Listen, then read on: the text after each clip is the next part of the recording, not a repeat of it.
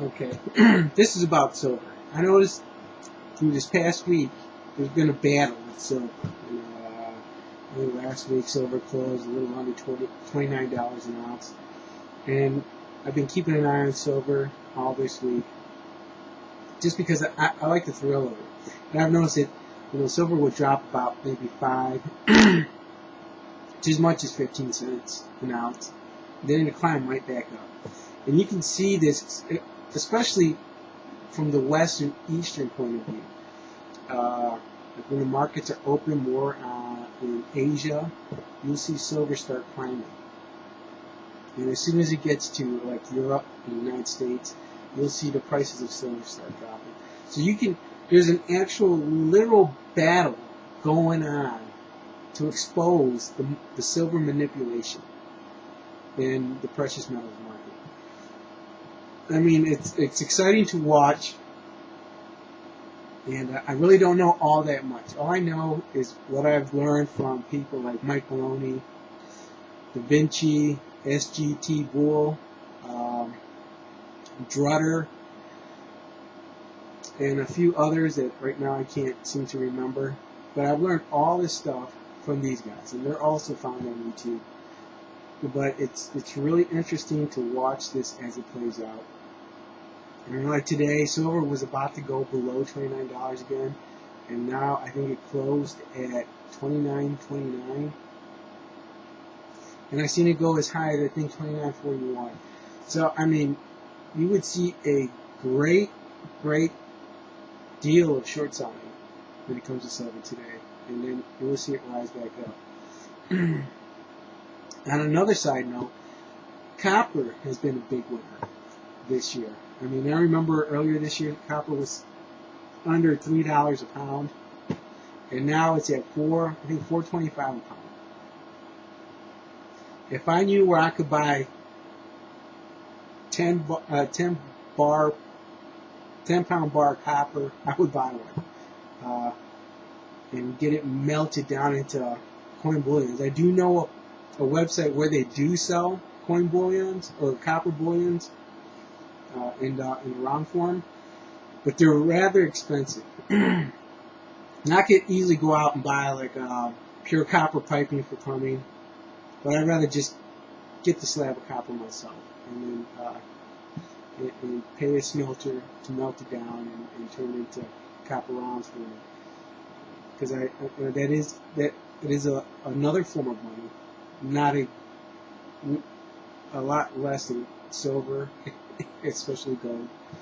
And one of my other videos I told you how I feel how the ratio is going to switch from gold to silver to gold, and vice versa, which I still believe is going to be true. It's going to be even more evident. But yeah, so I would watch out on this market, especially the silver, and you can literally see the battle. I mean, I'm here on the East Coast of Maryland, and I think the markets are open in Asia now. But you'll see it start rising, and then if you keep track, I think the UK is about 5 or 6 hours. I'm not sure, about 5 hours from where I'm at ahead. And you'll see once the markets open in Europe, you'll see copper start dropping.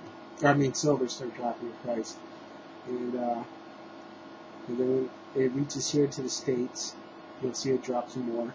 But you'll also see it level out, and you'll see that little battle going on with silver. And right now, it makes me wonder, what is J.P. Morgan, the LBMA, HSBC, all these people, what are they thinking? I mean, how do they expect to get out of this? They can't. I mean, the lower the price of silver goes, the more people are going to buy it, and the more these manipulators have to buy it from the market, and that in turn raises up the price. And if the government bails them out because of this, there'll be so much money that inflation will make the price of silver go up higher. My hands are off to all of those who done that crash J.P. Morgan from Max Kaiser, and they made those videos. I think those are great. I haven't made a video about crashing J.P. Morgan, although I do believe it and I stand behind it.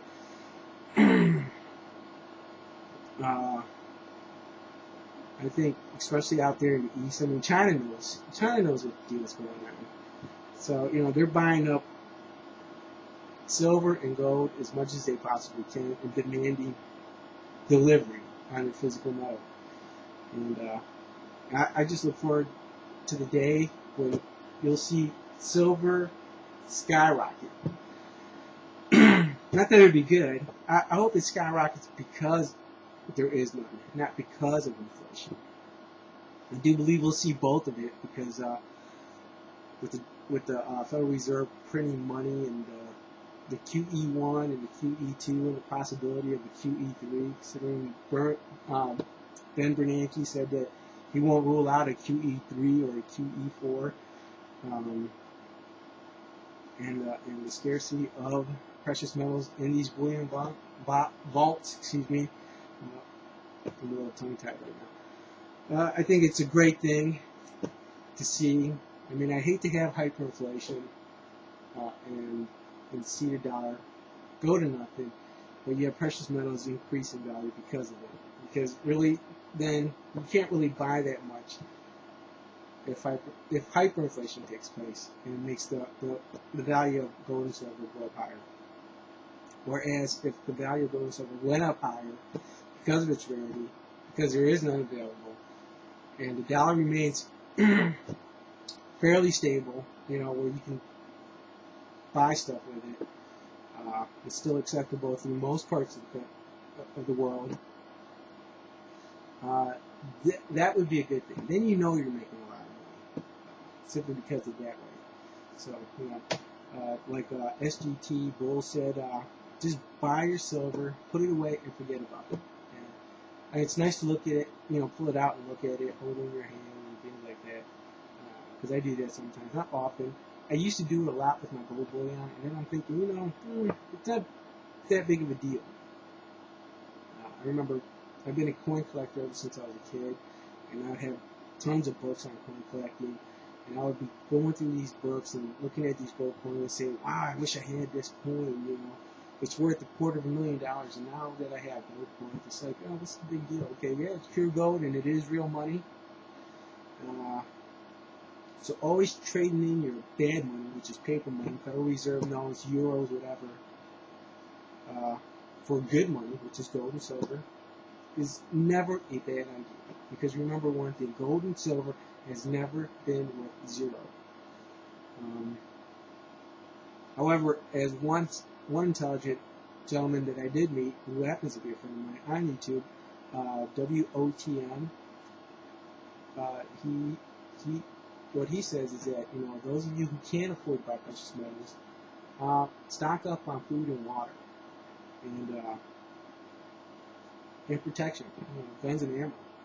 If you can't get a handgun, get a shotgun. Right? Get a 12 gauge and like 8-shot bucks. As a form of defense, protection. Buy things that you can barter with. Alcohol, tobacco, coffee, sugar. Make sure you have medicines, bandages, things of that nature. I mean, I've done all of that when I was fortunate enough to be able to purchase those things, which we do have. We had to downsize a little bit. Moved into a new place just recently, about a couple of weeks ago. It's a lot smaller, a lot cramped, so all of our closet space is just stored up with all of our food supply. I mean, throughout the house, even in my stepson's room. So we really don't have any room.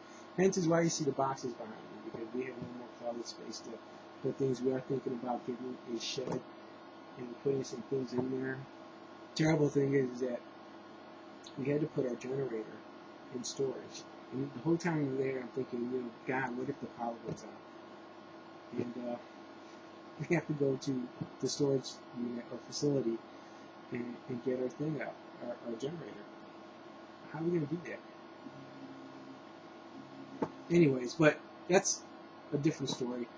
like I said, just get sober. I'm looking for silver to go down even further. I like to get more. My wife keeps asking me what I would want for Christmas. I tell her nothing because I really don't want anything. Maybe I should ask for an ounce of silver. I don't know. But yeah. So just keep an eye on the silver market and watch it. Watch it go back and forth. And notice the times. If you're not too familiar with the time zones throughout the world, look into it. And then you'll see the battle that I'm talking about. And you can just picture in your head what's really going on, and it's very exciting. Anyways, this is the Elkton. I hope you enjoy this video. Have a Merry Christmas and a Happy New Year. And remember, if you're going to drink, don't drive. Drink responsibly. Nobody likes to drink. I should know. I used to be an alcoholic until I quit over 10 years ago. Alright, have a good one.